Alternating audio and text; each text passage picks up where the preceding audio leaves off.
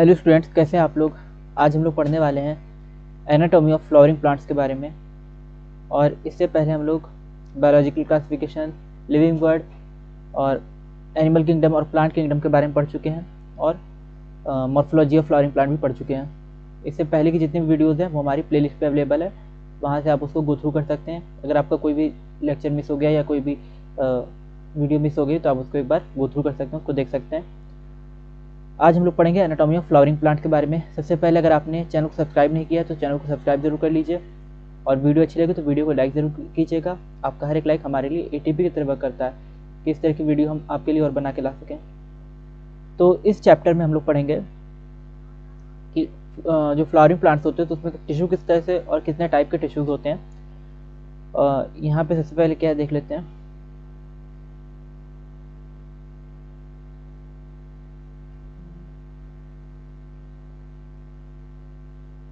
Plants की external जैसे morphology होती है तो एक जैसे दिखती है, लेकिन जो उसकी इंटरनल मॉर्फोलॉजी, जो उसकी एनाटॉमी है वो डिफरेंट होती है। एनाटॉमी का मतलब क्या होता है? Internal structure. यहाँ पे जो एनाटॉमी टर्म है इसका मतलब क्या होता है? इंटरनल स्ट्रक्चर होता है। एनाटॉमी का मतलब है इंटरनल स्ट्रक्चर। तो प्लांट का जो इंटरनल स्ट्रक्चर है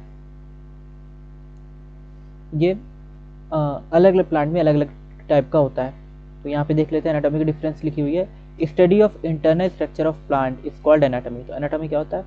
प्लांट की इंटरनल स्ट्रक्चर की जो स्टडी होती है इसी को हम बोलते हैं एनाटॉमी।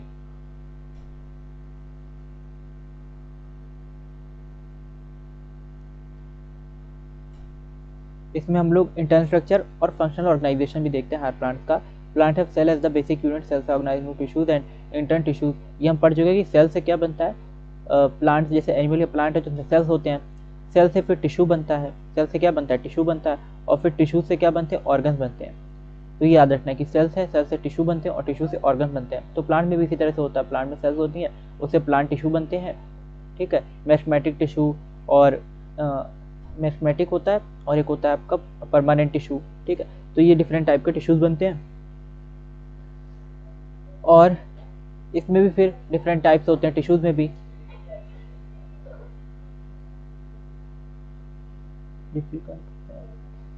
अब एंजियोस्पर्म जो होते हैं फ्लावरिंग प्लांट, इनमें भी दो टाइप के होते हैं, मोनोकॉट और डाइकॉट। तो एंजियोस्पर्म में फ्लावरिंग प्लांट जो होती है ये भी दो टाइप के होते हैं, मोनोकॉट और डाइकॉट होते हैं। अलग अलग ऑर्गन में अलग अलग टाइप का इंटरनल स्ट्रक्चर होता है। ये सब बेसिक चीज़ें हैं कुछ इस चैप्टर के बारे में, वो देख लेते हैं हम लोग। और इंटरनल स्ट्रक्चर में हमें एडाप्टेशन भी देखने को मिलता है, यानी जो हाइड्रोफिटिक प्लांट होंगे, ठीक है, हाइड्रोफाइट्स होंगे, वाटर वगैरह में होंगे ना, वाटर हाइसिंथ वगैरह जैसे हो गए, तो उसमें क्या हो गया? हाइड्रिला हो गया, तो उसमें वाटर के लिए अडाप्टेशन देखने को मिलती है। और जो एयर में होते हैं, जो मतलब उसके ऊपर होंगे, लैंड के ऊपर, यानी जो एटमॉस्फेयर का कांटेक्ट में होंगे तो उसमें एयर नॉर्मल अडाप्टेशन होंगी, लैंड के लिए अडाप्टेशन होंगी। और जो होंगे डिजर्ट वगैरह में जो होंगे उनके लिए जीरोफिटिक अडाप्टेशन। तो अलग अलग तरह की अडाप्टेशन देखने को मिलती है। इनका स्ट्रक्चर भी डिफरेंट, इंटरनल स्ट्रक्चर या एनाटॉमिकली डिफरेंट हो जाते हैं। मोनोकॉट डाइकॉट तो एनाटॉमिकली डिफरेंट रहते हैं, मतलब अंदर से मोनोकॉट और डाइकॉट ये बाहर से जो डिफरेंस दिखता है, जैसे मोनोकॉट है तो उस पर लंबी लंबी पैरेलल वेनिशंस होती हैं, ठीक है, डाइकॉट है तो उस पर रेटिकुलेट वेनिशन, जाल के जैसे वेनिशन होती है। तो ये मॉर्फोलॉजी में डिफरेंस देखने को मिलता है, साथ ही एनाटॉमी उसके अंदर भी डिफरेंस, यानी अलग अलग टाइप के टिश्यूज होते हैं और इंटरनल स्ट्रक्चर्स भी उसके डिफरेंट अडाप्टेशन होती हैं। इसके बाद tissue system.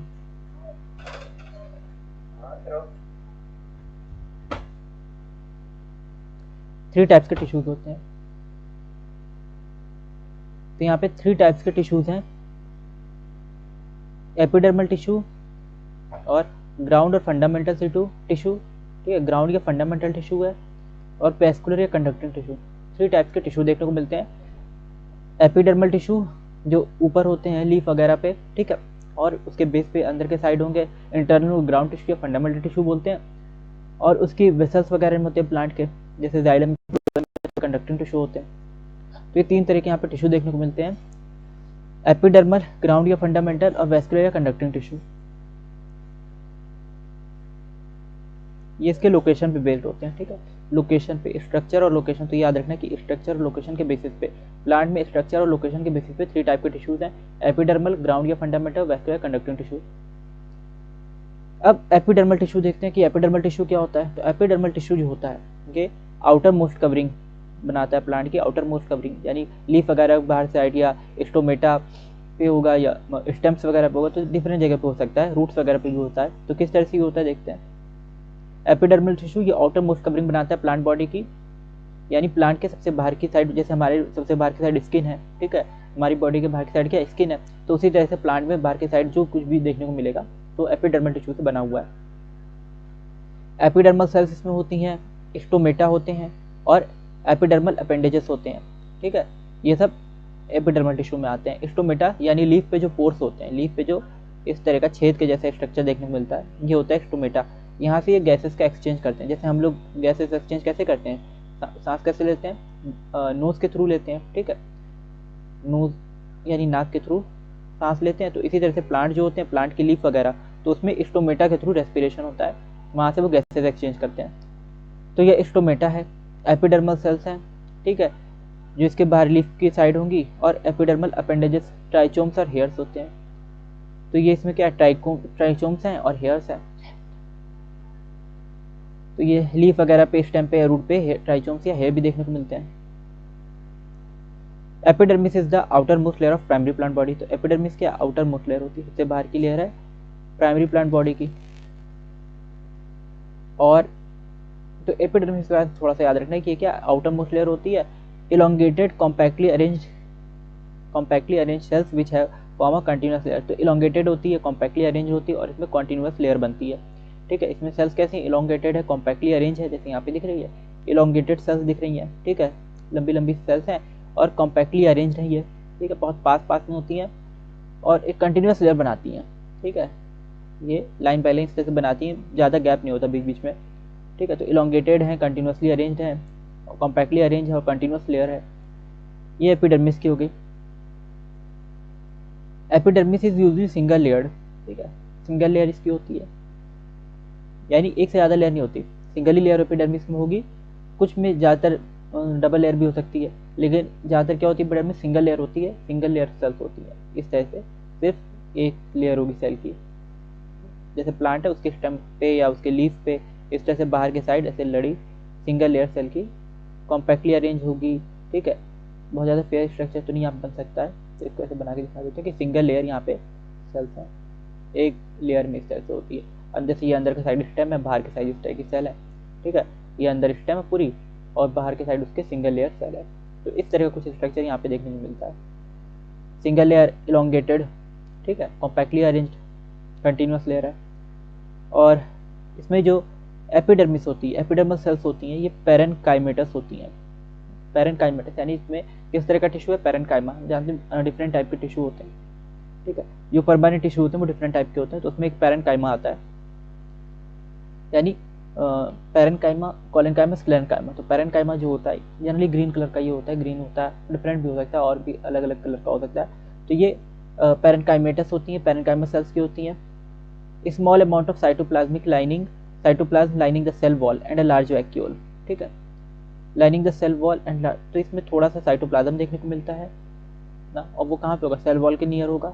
Lining the cell wall and large vacuole, vacuole बड़ा होता है इसमें, ठीक है, इतनी चीज़ें याद रखनी है कि साइटोप्लाज्म बहुत कम होता है, स्मॉल अमाउंट में होता है और सेल वॉल के पास पास होता है, बाउंड्री पे इस तरह से, जैसे ये सेल है, बाहर के साइड इसकी सेल वॉल है, बाहर के साइड इसकी साइड सेल वॉल है, तो इसी के पास पास में ये जो है कुछ इस तरह से होगा ना, पॉइंट पॉइंट करके बन नहीं पा रहा है ये असल में, इस तरह से बना दे रहा है लाइन लाइन करके। तो ये बाहर के इसकी बाउंड्री के साइड पे साइटोप्लाज्म होता है, थोड़ा बहुत बाउंड्री के साइड पे थोड़ा बहुत साइटोप्लाज्म होगा और बड़े बड़े इसमें वैक्यूल होते हैं, वैक्यूल यानी जो स्टोरेज का काम करेंगे, फूड वगैरह स्टोर करेंगे, ठीक है, या एक्सक्रीटरी प्रोडक्ट वो स्टोर करेंगे, तो बड़े बड़े वैक्यूल होते हैं। इस तरह से इसमें स्ट्रक्चर है पैरेनकाइमेटस सेल का, एपिडर्मल सेल का, जो जिसके अंदर क्या पैरेनकाइमेटस सेल है। Outside of the epidermis is often covered with vaccine thick layer called the cuticle, ठीक है, इसके बाहर की तरफ क्या होती है, वैक्सी थिक लेयर होती है। तो एपिडर्मिस के बाहर के साइड वैक्सी थिक लेयर है, इसको बोलते हैं क्यूटिकल, ये याद रखना है। एपिडर्मिस के बाहर की साइड वैक्सी थिक लेयर है जिसको हम लोग क्यूटिकल बोलते हैं। ये जैसे वॉल बनाए थे यहाँ पे, तो इसी के बाहर एक और रंग बदल देते हैं इसका, क्यूटिकल की लेयर होगी, ठीक है। इसी के बाहर यहाँ पे सेल के बाहर एक क्यूटिकल की लेयर भी होती है, वैक्सी होती है, थोड़ी चिकनी होती है, जिसकी वजह से इस पर पानी रुके ना। अगर पानी रुकेगा तो सड़ गल जाएंगी पत्तियाँ या तना जो भी होगा। तो उस बाहर की साइड क्या होती है, ब्राउन कलर की, जो यहाँ पे बना दिए हैं। क्यूटिकल एक होती है, ट्रांसपेरेंट होती है, थिक होती है, ठीक है।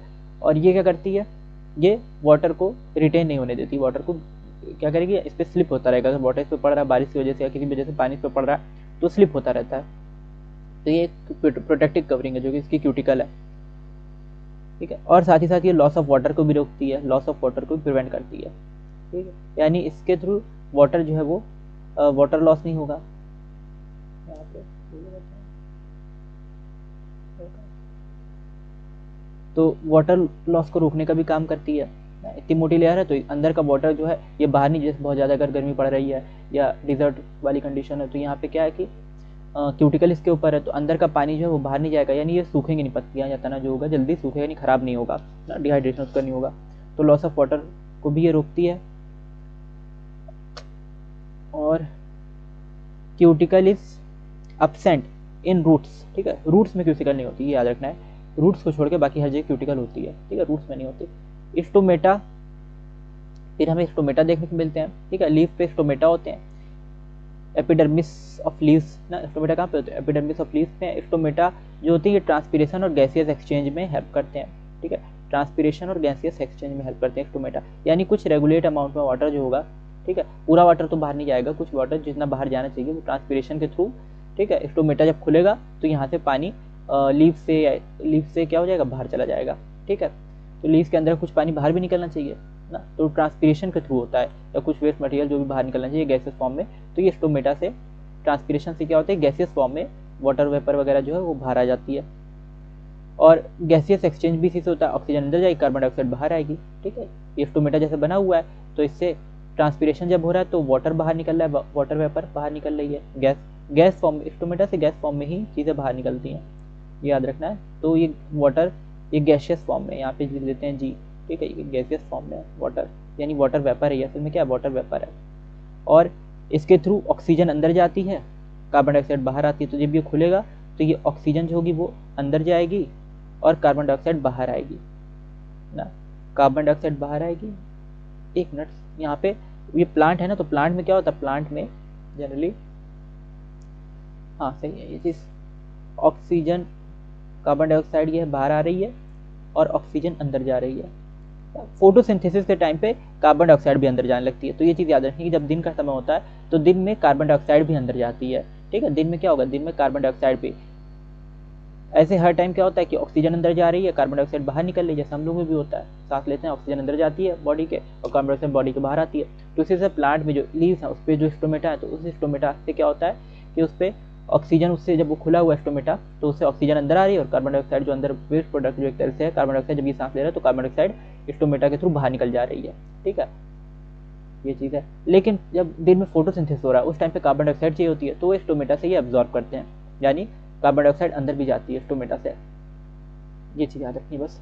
इसके बाद क्या है, स्टोमेटा में स्टोमा जो होता है इस पर दो बीन सेल्स होती हैं, दो बीन शेप की सेल्स होती हैं, इसको गार्ड सेल्स कहते हैं, गार्ड सेल्स हैं ये।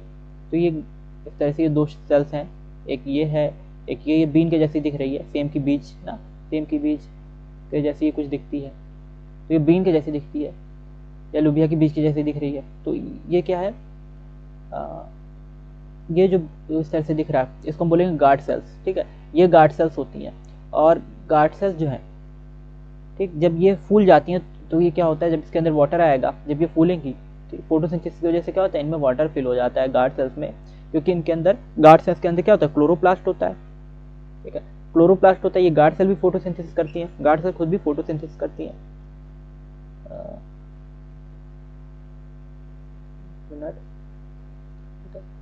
सब्सिडियरी सेल्स क्लोरोप्लास्ट, ठीक है, तो इसके अंदर क्लोरोप्लास्ट है, गार्ड सेल के अंदर फोटोसिंथेसिस करेगी। तो इसके अंदर जब वाटर होगा तो वाटर से क्या होगा कि वाटर की वजह से ये फूल जाती हैं, और फूलेंगी तो ये क्या हो जाएंगी, ओपन हो जाएंगी। ठीक है, जब ये फूलती हैं, स्वेलन करती हैं, तो ये ओपन हो जाती हैं। और जब ये क्या होगी, इनका वाटर बाहर निकल जाएगा तो ये कंस्ट्रिक्ट हो जाती हैं, दब जाती हैं, इस तरह से बंद हो जाती हैं। ठीक है, तो वाटर के अंदर आने पे गार्ड सेल्स ओपन हो जाती हैं, और वाटर के बाहर निकलने पे गार्ड सेल्स क्या हो जाती हैं, पिचक जाती हैं, और वो फिर से बंद हो जाती हैं। ठीक है, तो ये क्लोज्ड स्टेज इस तरह की देखने को मिलती है।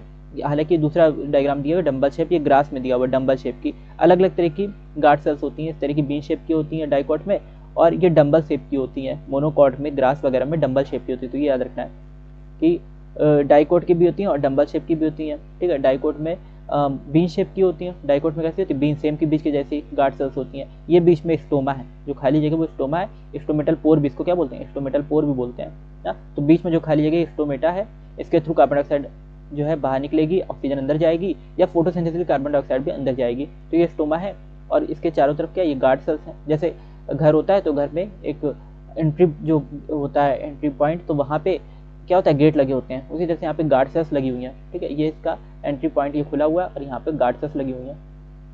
ये गेट की तरह काम कर रही हैं। जब ये बंद रहेगा तो कोई भी गैस अंदर नहीं जाएगी, और जब ये गार्ड सेल्स ओपन रहेंगी यानी गेट खुला रहेगा तो इसके अंदर फिर डिफरेंट गैसेस, ऑक्सीजन या कार्बन डाइऑक्साइड चली जाएगी, और कार्बन डाइऑक्साइड बाहर भी निकल जाएगी। यहाँ पे फिर ये है ग्रास में, यहाँ पे डाइकोट में बीन के जैसी होती है गार्ड सेल्स, और जो मोनोकॉट होते हैं, ग्रास होते हैं, उसमें ये डंबल शेप की होती है गार्ड सेल्स।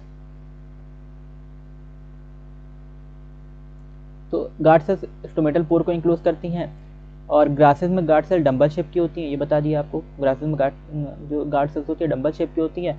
आउटर वॉल जो होगी ये क्या होती है, away from the stomatal pore, और थिन एंड इनर वॉल। ठीक है, थिन एंड इनर वॉल ये स्टोमेटल पोर के पास होती है। ठीक है, आउटर वॉल जो होती है ये अवे होती है, और दो तरह की इसमें वॉल है। ठीक है, आउटर और इनर वॉल ना। ये जैसे गार्ड सेल्स बनाए तो बाहर की, इसको पहले पूरा इरेज कर देते हैं, ये चीज़ समझ में आएगी। इसमें क्या कौन कौन सी सेल्स हैं, जैसे एक स्टोमेटल अपरेटस देखनी, पूरा स्टोमेटल अपरेटस है। इसके बाद सब्सिडियरी सेल्स हैं, जो डार्क ग्रीन दिख रही हैं, सब्सिडियरी सेल्स हैं।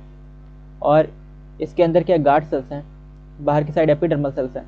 गार्ड सेल्स ये स्टोमेटा को कवर की रहती हैं और गेट की तरह काम करती हैं। ठीक है, जब ये बंद रहेंगी तो कोई गैस अंदर नहीं जाएगी या बाहर निकलेगी, और जब ये खुली रहेगी तो कार्बन डाइऑक्साइड अंदर या ऑक्सीजन अंदर चली जाएगी, और कार्बन डाइऑक्साइड बाहर भी निकल सकती है, वाटर भी बाहर निकल सकती है।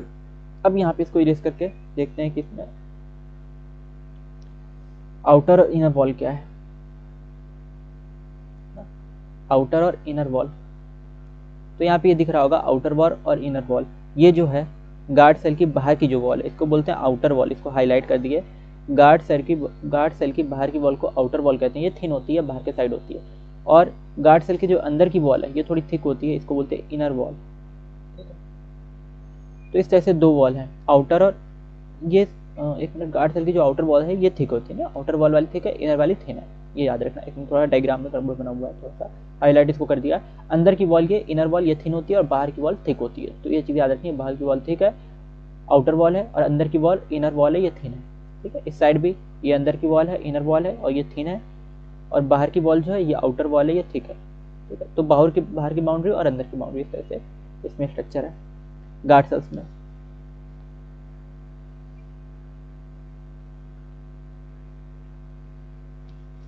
अच्छा, यहाँ पे थोड़ा सा वो लिखा हुआ है, देखा, ये चीज़ थी, हाईलाइट यहाँ पे सही दिया था, आधी आधी बात करके लिखा रहता है ना, थोड़ा सा एनसीईआरटी में तो ये दिक्कत रहती है। यहाँ पे क्या है कि इनर वॉल थिक है। ठीक है, इनर वॉल थिक है, आउटर वॉल थिक है, यहाँ पे क्लियर किया इस चीज़ को। ठीक है, इनर वॉल थिक है, आउटर वॉल थिन है ना, वो हाईलाइट सही था यहाँ पे, ये हाईली थिकेंड है। ठीक है, इनर वॉल क्या हाईली थिकेंड है, और आउटर वॉल थिन है, और इनर वॉल थिक है।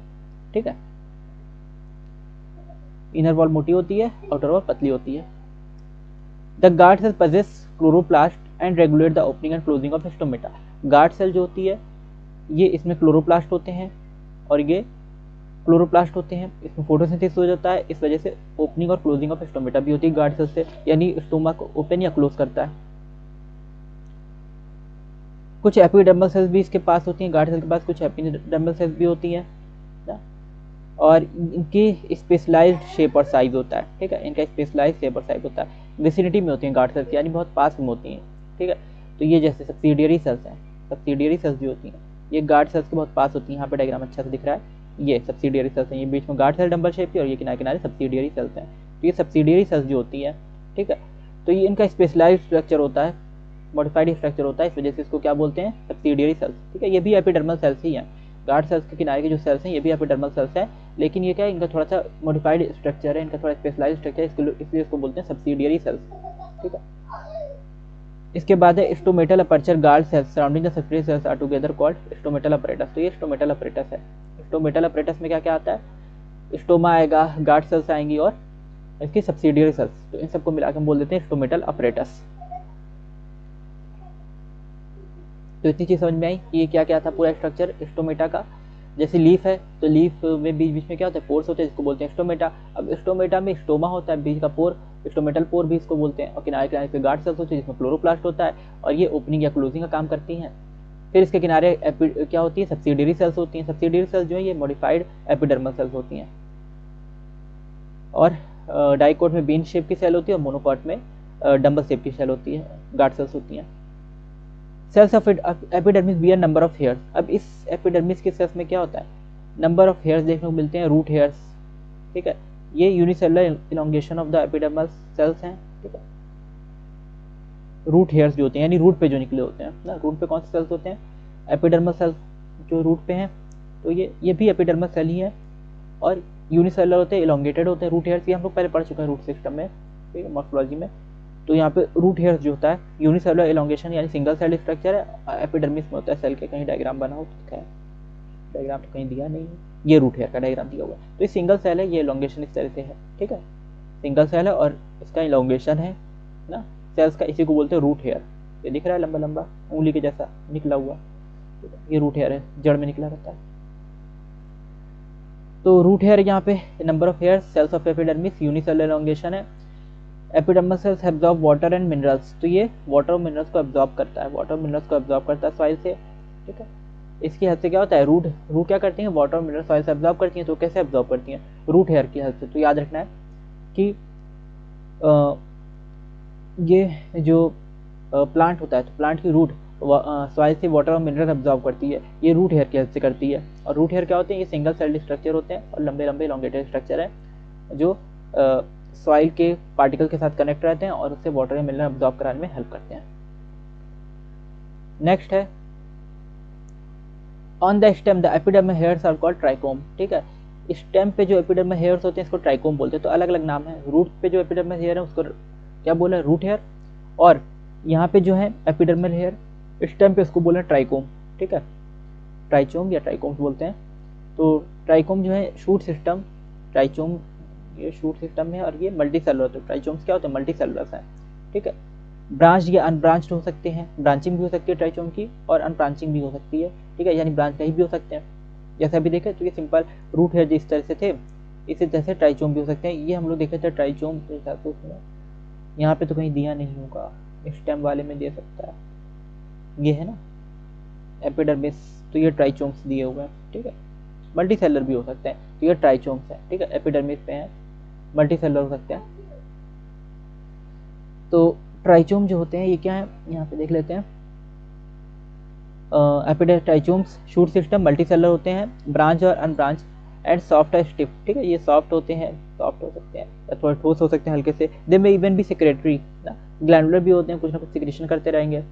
तो ट्राइचोम्स ग्लैंडुलर भी हो सकते हैं, सिक्रेशन भी कर सकते हैं। ट्राइचोम्स जो होते हैं ये वाटर लॉस को रोकते हैं, ठीक है, ड्यू टू ट्रांसपीरेशन, ठीक है। तो ट्रांसपीरेशन जो कुछ भी वाटर लॉस हो रहा है उसको रोकने काम करते हैं ट्राइचोम्स, यानी हेयर को एक तरह से स्टोमेटा को हेयर से कवर किए रहते हैं, जिस वजह से क्या होता है कि वाटर लॉस कम से कम होता है। स्टोमेटा है तो कुछ ना कुछ तो वाटर लॉस हो गई, तो उसको भी कम करने के लिए डिजर्ट कंडीशन वगैरह में क्या करते हैं, ये अच्छे से कवर किए रहते हैं हेयर स्टेम को या स्टोमेटा को, जिस वजह से क्या होता है वाटर लॉस और ज़्यादा कम हो जाता है। तो ट्राइचोम जो होती है वाटर लॉस को प्रिवेंट करते हैं, ठीक है। तो इतनी चीज़ हमने पढ़ी आज इसके बारे में एपिडर्मल टिश्यू सिस्टम में, ठीक है। एपिडर्मल पहले तो टिश्यू सिस्टम किस तरह से हम लोग क्लासिफाई करते हैं, तो स्ट्रक्चर लोकेशन की टिश्यू कहाँ पे है, ठीक है, उसका स्ट्रक्चर कैसा है, उस बेसिस में हम लोग डिवाइड करते हैं। Epidermal tissue, ground of fundamental tissue और वैस्कुलर कंडक्टिंग टिश्यू, इस तरह से डिवाइड कर देते हैं। फिर एपिडर्मल टिश्यू में हमने पढ़ा कि स्टोमेटा जो होता है, इसका outer most covering epidermal cells आती हैं, stomata, epidermal appendages like trichome और हेयर्स, ये सब चीज़ें एपिडर्मल टिश्यू से बनती हैं, यानी एपिडर्मल सेल से बनती हैं। फिर इसमें देखा कि एपिडर्मिस आउटर मोस्ट लेयर थी और इलोंगेटेड कॉम्पैक्टली अरेंज सेल्स होती है, इसमें कंटिन्यूअस लेयर है, सिंगल लेयर होती है, पैरेन्काइमेटस यानी पैरेन्काइमा सेल्स की बनी हुई है, स्मॉल अमाउंट ऑफ साइटोप्लाज्म देखने को मिलेगा और सेल वॉल की थिन लाइनिंग होगी। ठीक है, यहाँ पे सेल वॉल की लाइनिंग होगी, साइटोप्लाज्म सेल वॉल के पास पास में अरेंज होता है, बड़ा सा वैक्यूल, लार्ज वैक्यूल होते हैं। प्लांट सेल की यही खासियत होती है, इसमें लार्ज वैक्यूल होते हैं। एपिडर्मिस में वैक्सी थिक लेयर होती है जिसको क्यूटिकल बोलते हैं, तो वैक्सी थिक लेयर जिसको क्यूटिकल कह रहे हैं, और क्यूटिकल वाटर लॉस को रोकती है। फिर इसके बाद हमने देखा कि क्यूटिकल रूट में एब्सेंट होती है, रूट में क्यूटिकल नहीं होगी, बाकी ऊपर के पूरे शूट सिस्टम वगैरह में होगी। और स्टोमेटा देखा स्ट्रक्चर, स्टोमेटा जो है, स्टोमेटा में क्या होता है, स्टोमेटल अपरेटस इसको असल में कहते हैं, इसमें गार्ड सेल्स होती है, इसमें स्टोमेटा है। ठीक है, पोर जिसके थ्रू ऑक्सीजन अंदर जाएगी, कार्बन डाइऑक्साइड बाहर आएगी, लीफ वगैरह पे होते हैं स्टोमेटा। और इसके दूसरी दोनों ओर गार्ड सेल्स होती हैं। गार्ड सेल्स जो होती हैं उसमें क्लोरोप्लास्ट होते हैं, फोटोसिंथेसिस करती है। गार्ड सेल्स जो है ये फूलती पिचकती रहती हैं, यानी इसमें स्वेलो होगी और कभी स्वेलो हो जाएंगी, कभी क्या हो जाएंगी, श्रिंक कर जाएंगी, पिचक जाएंगी। तो जब स्वेलो करती हैं तो ये फूल जाती हैं, और जब श्रिंक करती हैं तो ये क्या होती है, क्लोज हो जाती हैं, जिस वजह से गैसियस एक्सचेंज भी जब ये ओपन रहेंगी गार्ड सेल्स, यानी स्वेलो रहेगी, ओपन रहेंगी, तो इसमें गैसियस एक्सचेंज होगा। और जब श्रिंक करेंगी, पिचकेंगी, तो उसमें क्या होगा कि इसमें गैसियस एक्सचेंज रुक जाएगा क्योंकि स्टोमेटा क्लोज हो जाएगा। फिर इसके चारों ओर सब्सिडियरी सेल्स भी होती हैं। ये एपिडर्मल सेल्स हैं लेकिन थोड़ी मॉडिफाइड होती हैं, तो इनको सब्सिडियरी सेल्स बोलते हैं। इनका शेप साइज थोड़ा डिफरेंट टाइप का होता है। गार्ड सेल्स भी दो तरह की देखी हमने, एक डाइकोट में कैसी होती है, बीन शेप की होती है, और मोनोकॉट में जो होती है वो डंबल शेप की होती है। फिर इसके बाद देखिए रूट पे हेयर्स होते हैं, यूनिसेलर, ये इलोंगेटेड होते हैं और सिंगल सेल्ड होते हैं, वाटर एब्जॉर्प्शन करते हैं। और इसके बाद देखा कि इस टाइम पर ट्राइचोम्स वगैरह होती है, ट्राइचोम शूट सिस्टम में मल्टी सेलर होती है, ब्रांच या अनब्रांच, सॉफ्ट और स्टिफ हैं, और ट्राइचोम भी क्या कहते हैं, वाटर लॉस वगैरह को रोकती हैं। इस तरह से हमारा ये लेक्चर कंप्लीट होता है। और इसके बाद हम लोग पढ़ेंगे नेक्स्ट लेक्चर में ग्राउंड टिश्यू सिस्टम के बारे में। आई होप आपको इतनी चीज़ें समझ में आई होंगी, और किसी भी तरह का अगर डाउट है तो आप हमारे टेलीग्राम चैनल पे या व्हाट्सएप ग्रुप पे या यूट्यूब पे भी इसमें वीडियो में कमेंट कर सकते हैं। थैंक यू फॉर वॉचिंग, मिलते हैं अगली वीडियो में।